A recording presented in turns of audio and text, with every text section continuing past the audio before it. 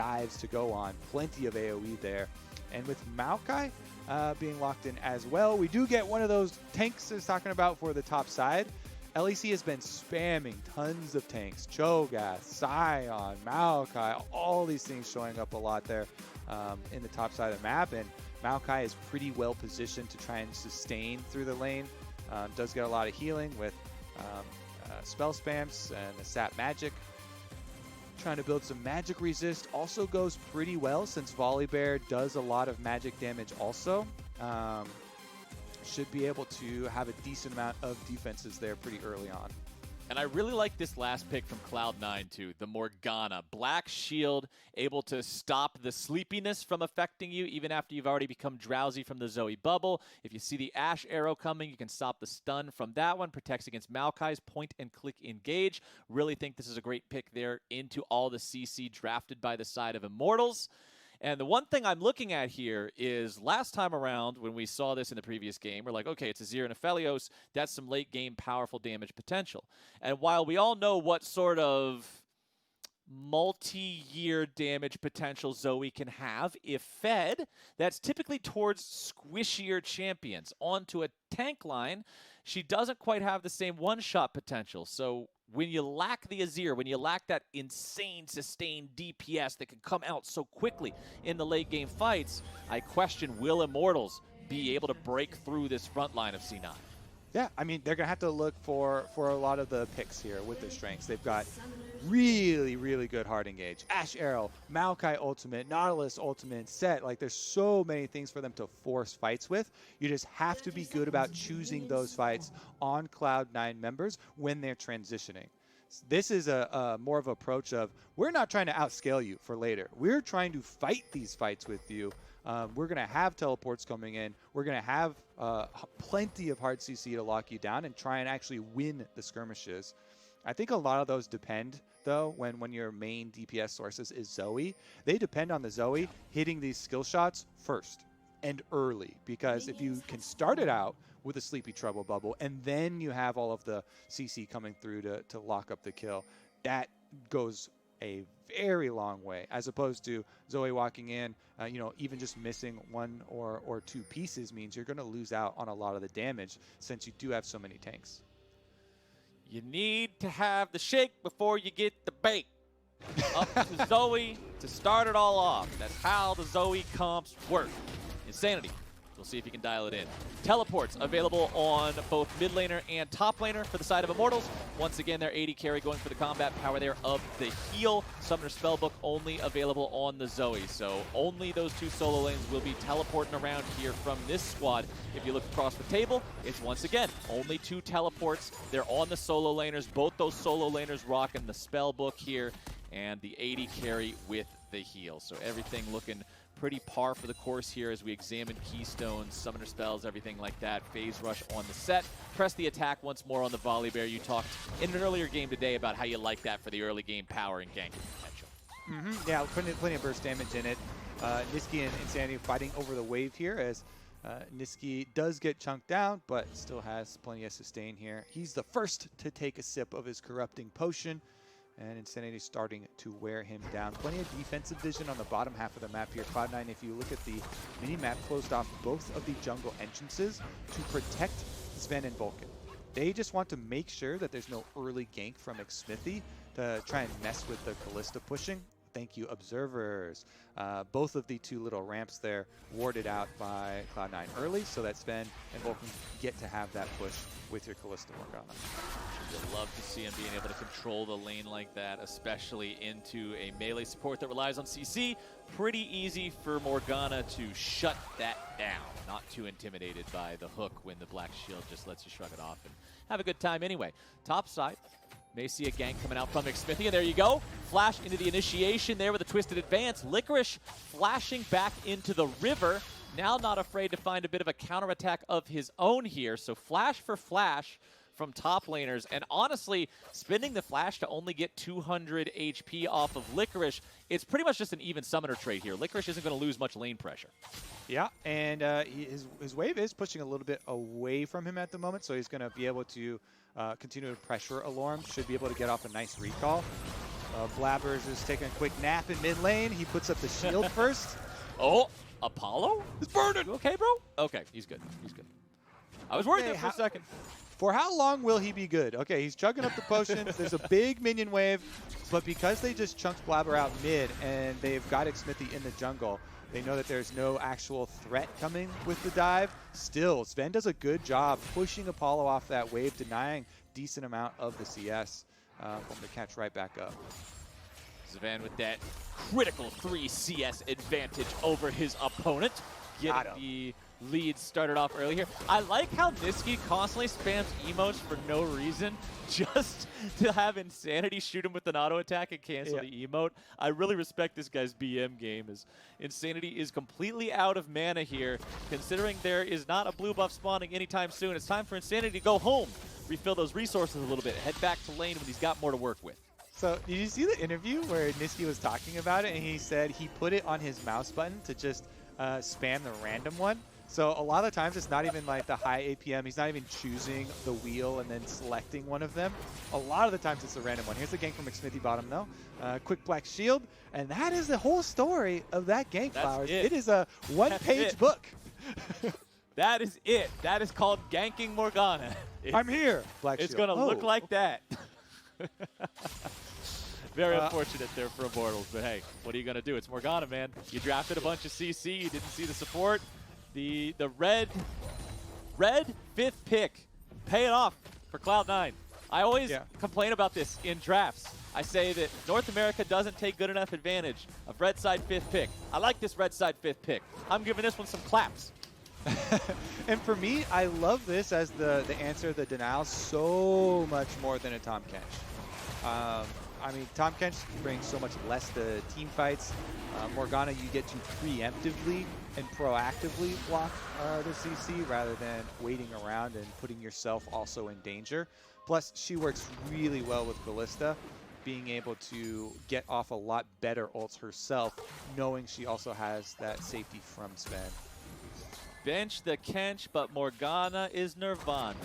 That's the champion you need to pick right there. She even has cooler rhymes. Everybody's seen a bench. Who all's actually been to Nirvana? Like, nobody. It's a crazy meditative state of super peace, and we all play League of Legends, so we don't know what that feels like. We're out here trying to grind for our internet points, bro. We don't got time for that. You're not making the trek up into the mountains? You don't have the meditation app. Those are hot now, Flowers. I'm a Skarner player, bro. I only trek to the desert where I can find my spires. Well, maybe we'll get the Ocean Soul for the Ocean Rift and find our way there. Currently, yeah, there we go. That'll help us out a little bit. Blaber's found his way here. Jungle. Both junglers have found their way here as Licorice goes into the ultimate, looking to buy himself a little bit of time. But the meatballs of Immortals are going to keep themselves in good shape so far. Nisqy arrives in the very edge of the knockup. We'll make sure that trade goes 1-for-1. Yeah, I think the positioning there a little bit off actually as Blaber positions to the backside, allowing Xmithie to get the stun off of the clap back, and they pick up the kill first. That first Galio ultimate, they would ideally like it to use that a lot better, a lot more successfully than a 1-for-1 trade. Still, though, Cloud9 will retain their gold lead. And here's kind of the positioning I'm talking about. So Xmithie goes in. You know you need something on both sides of you as set to get the stun. Blaber walks right over to the other side, so Xmithie does get the clap stun, fully burst down Licorice, and then even though the Galio ultimate does come in, they can answer one. I think Immortals are pretty happy burning the Galio ult cooldown, as that's something they really had to work around in the early game in a 1-for-1 trade. Yep, if you're Immortals, you'll take those, but Cloud9 is going to continue taking control of this bottom side here, pushing up time and again. Also got that Demolish proc ticking down to grab some more plate money. Blaber goes over the wall, but considering there's still 2.5 minutes before the Drake spawns, he'll have to settle with a little bit of an appetizer here. Some crab legs walking around the river. Crab still attached. Pick that one up. Easy peasy, 1, 2, 3. Cloud9 is up almost 1,000 gold despite the kills being even. You can see farm leads for them across every role, with the biggest lead being down here in the bottom lane, about 3 waves worth, which if Apollo is able to farm this all correctly, will shrink down to about 2. And there you go. One more shot here onto this last little minion. It's all taken care of. Honestly, it's a lot because of the possible counter engage. When you have your Kalista Morgana, Black Shield allowing Zven to just kite back, and it's so difficult. You don't get to keep up in range with those hops and can really punish a Nautilus on the way out. So it makes Hakuho have to be so careful with the engagements that he does choose on Nautilus. Whereas usually you could be a bit more free on Nautilus. You know, after shock is up, boom, you go in, get big trade, and you can get right back out. Versus this combo is a lot more difficult to make sure you don't take a lot of damage on the way out. And now that they're hitting level 6, you do get the possible combos. Xmithie starting up the Rift Herald, but deciding it's probably against his best interest, considering Nisqy has entered into Fog. They also don't know the location of Blaber. It's not a good plan. And sure enough, his instincts were correct, because Nisqy wanted to make sure that Shelly wasn't under siege from anybody wearing an Immortals banner. Sleep finds its way on to Nisqy. Nice follow-up there with the Paddle Star. Random dab. Sad B. I love how all the mid laners that start playing against Nisqy know that they have to prep a bunch of emotes too. Yeah, you know what kind of game you're playing when you're up against Mr. Nisqy here in the mid lane. It's a game of both skill and bad manner, and you've got to be equally adept if you want to survive. I mean, Blaber hanging around the mid lane. Oh, that's League of Legends as a whole, right? It's got a mental aspect to it. Well, yeah, you're talking about the Rift Herald getting started up here, though. Looks like Cloud9 making a move towards the bomb side instead, completely giving up on that first Rift Herald instead. And, you know, Dragon's not for another 30 seconds. There's not a lot for them to take there. They three-person ward the Raptors. I like Cloud9 walking away from this one, recognizing that Immortals had rotated their bottom lane up. Like I mentioned at the start of this game, both AD carries have the combat summoner with heal, so it's not like Zven could just teleport up there and join. Blaber shows up in the mid lane, but Xmithie's also there, and with Nisqy already at half HP, that means Cloud9's walking away. Drake is spawning here in 1 second. Cloud9 also still retains control over the tier 1 turret in the bottom lane. Allorim recognizes there's not any fun or minions to be had for him in that bottom lane, so he's just going to beat on some Krugs instead. Hang out down here, grab himself whatever money he can find. He'll take over that creep wave once that tier 1 turret is gone. Blue team summoning up the Rift Herald. It says it on your screen. Immortals trying to grab some free money and plates up here, and they should be able to get it. First turret gold bonus over to Immortals, and there you go. Good use of Rift Herald. Cloud9 will grab their turret in response just moments after. Cha-ching! And for a brief moment, Immortals had taken the gold lead there. Till the gold comes in, of course, from the bottom side for C9. Another charge should get off here for Shelly as well. And the big chunk onto the top side. So Immortals doing decently well as far as, you know, playing against a lot of these possibilities from Cloud9. The Gallia ultimate is back and available now for Nisqy, though, as everybody's summoner spells have also come back off of cooldown.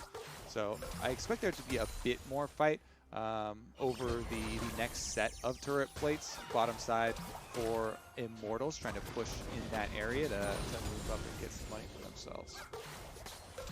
You can see Blade of the Ruined King just now as well, popping up on your screen there. Completed for Zven on the Kalista, so the kiting power increases. The speed at which he's able to hop back and forth while auto-attacking increases.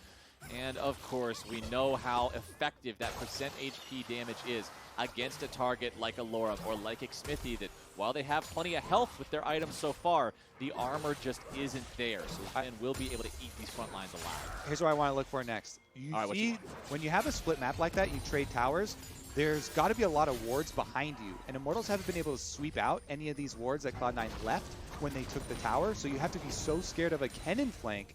Couple of those wards now, as you see them retreating into their own jungle, were opportunities for Licorice and Cloud9 to actually...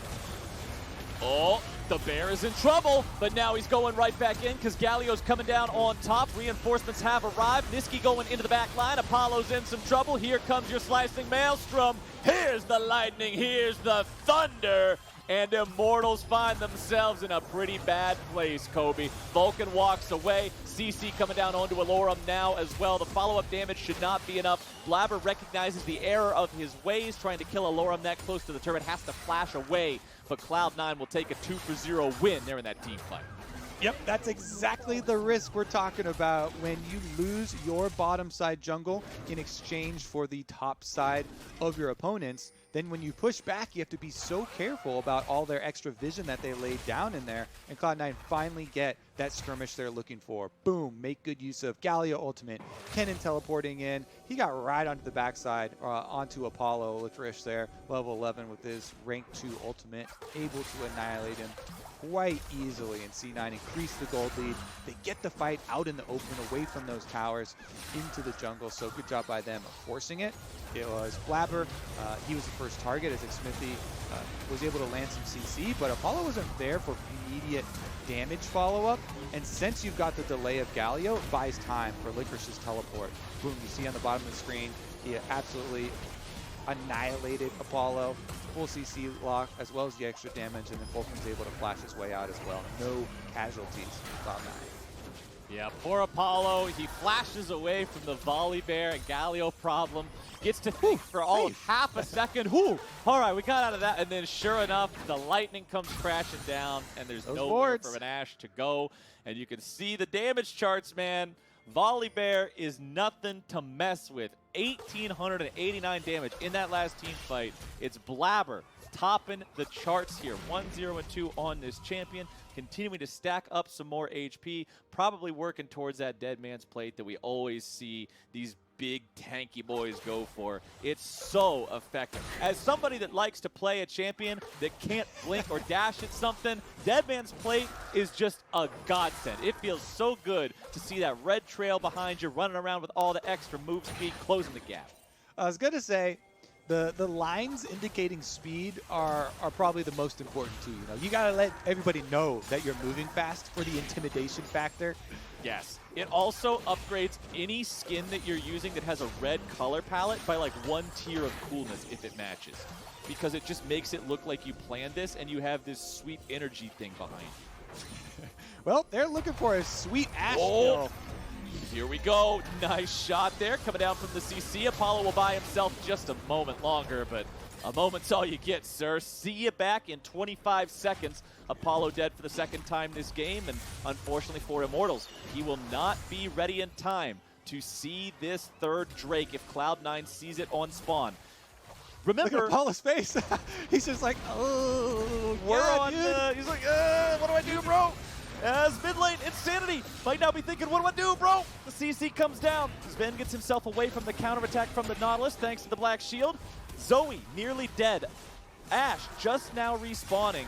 Cloud9 looking to take their third Drake of the game, put us to soul point. This is 4 out of 4 Ocean Souls. What did we do to deserve such a lo-fi, relaxing day? It's the FlyQuest day today. They're getting all the Ocean Dragons.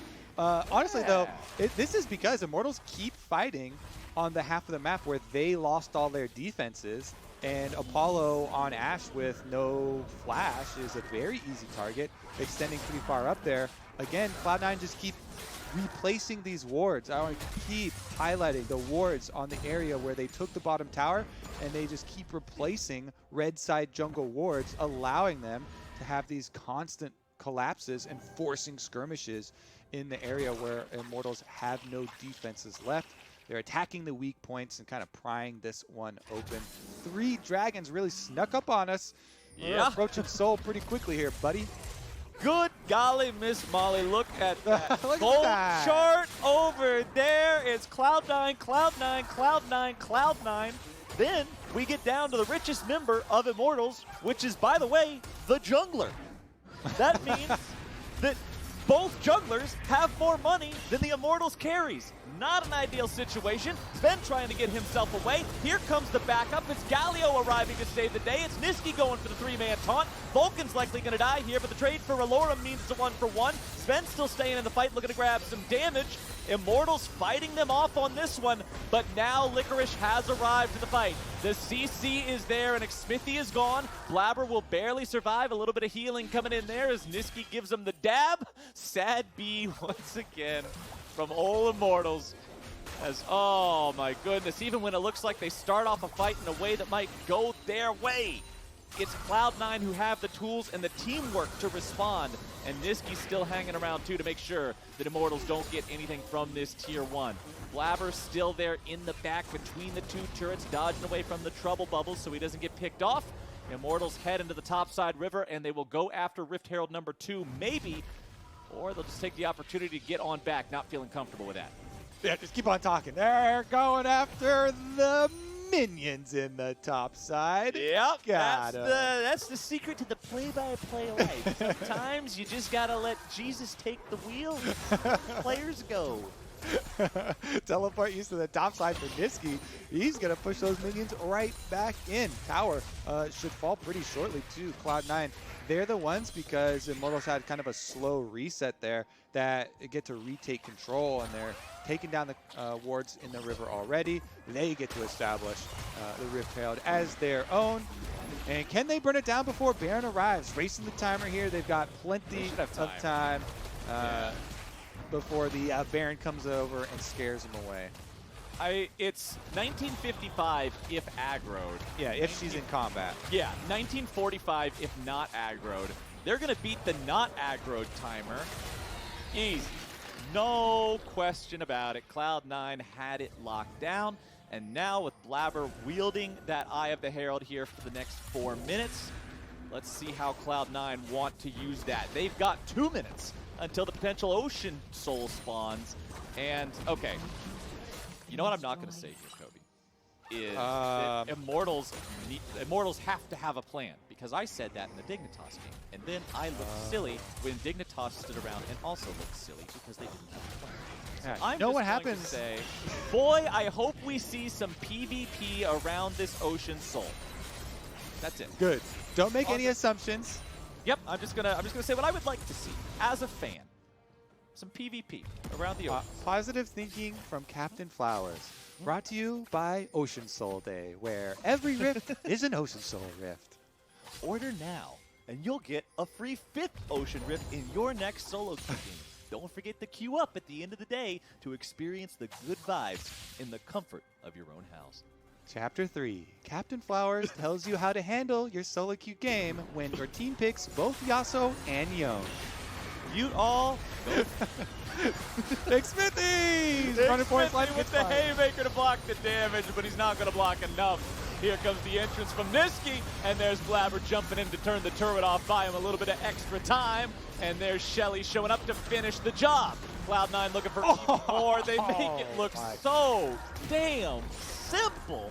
They pick up 3, they pick up a turret, they almost got the tier 2. Baron is alive, and Cloud9 is heading on over to it. Immortals, with only their mid laner and top laner on the map, surely have no answer to this. Surely. In the bottom side, surely. There is no way. Zoe! The Immortals. Pick up a smite somewhere? Can she find a smite on the ground? Zoe! I don't. Who's Go got, okay, she's got one! She's got the smite. She's got Chilling Smite. Get in there. Insanity will absolutely live up to his name if he R's over the wall and smites this Baron. Licorice is at 1/3 HP. Blaber is drowsy. There's no smite in the pit from either side, but they have a rend. Cloud9 have gotten away with the Baron here at 22 minutes. Immortals is showing up and they're trying to fight him. Immortals, there is an Ocean Dragon on the other side of the map. Y'all need to just go over there and get that as fast as possible. Because if this team gets Ocean Soul and a Baron at 22 minutes, everything is borked. All right, I think they got it. They had to pick up some crab meat on the way home from the store. Nice little crab dinner. acquired. Apollo's on the case, though. Blade of the Rune King should be able to burn this one down. Then they just have to get back into place for defense. They're going to give up the secondary turret pretty much regardless, so just mount your defense on the inhibitor turret here. Actually, they try and make a swipe here. They'll delay the take. Probably next wave, though. Cloud9 can come to collect. Yeah, the Volibear ulti also not fully recharged here yet. Remember, once that's ready to go, we'll probably see some pretty disrespectful diving coming in from Cloud9. With a lead like this, with the comp they have, I fully expect them to just go pedal to the metal here and continue to push down the mid lane. Blaber still waiting on that ulti cooldown. Licorice has ult ready to go. Nisqy also needs a few more seconds before his can happen. And once everything is assembled here, it's kind of, this is Team Comp Exodia. They just need to draw the last couple of cards here with the summoner spells, and it should be GG. Yeah, they're looking to throw Apollo in the bounce house once again. You saw it last time when they picked him off mid lane. Just knock up after knock up. He just got tossed in there when he was not looking to play. And he's got no flash this time around either. So Ashe is still just such an easy target for this Cloud9 comp to go after. Nobody can protect him either. Poor Hakuho is stuck being the overprotective mom, yelling, "Get my son out of there. He's too scared. He won't survive in that bounce house." Sure enough, the rest of the kids are like, "Nope, we're going to have fun." And here comes your dive. Apollo's out of the picture. Blaber's on a killing spree. Cloud9 just continues the chase. Insanity's on the run, but Zven has his number. Immortals walking away with 3 players remaining, and all they can do is look on as Cloud9 will wreck this base completely. 3 players there in the top side, a couple remaining in mid. Now they're just going to work together, take down top lane inhib. They're not even wasting time on mid lane inhibitor. They know the game is over right about now. They're looking to end it before 25. Set goes in for the initiation, but Licorice is right there with a cannon slicing Maelstrom just to make sure nothing can possibly happen from this. Apollo has respawned. It's still a 3-man defense from the side of Immortals. Cloud9 not willing to back away. They want to end this game, Kobe. Nexus turret number 2 should fall here in just a moment. Nisqy stasis keeping him in a good place. He tries to walk back. Damage still being poured into the Nexus. Zven with a nice QSS to get away from the sleep. Allorim taunted up. Allorim will likely fall. Kept alive there by the sap magic, but Zven dominating to finish off the kill. He's got the black shield. He's got the damage. He's got no fear whatsoever as Xmithie goes in, but he's got no ulti ready to cast. It's a triple kill for Zven. Licorice looking to set him up. Can he make it happen? Zven needs a little bit more. Here comes your damage. It's a quadra. Zven, go get it. Insanity, you get back here right now. Penta denied, but a 25-minute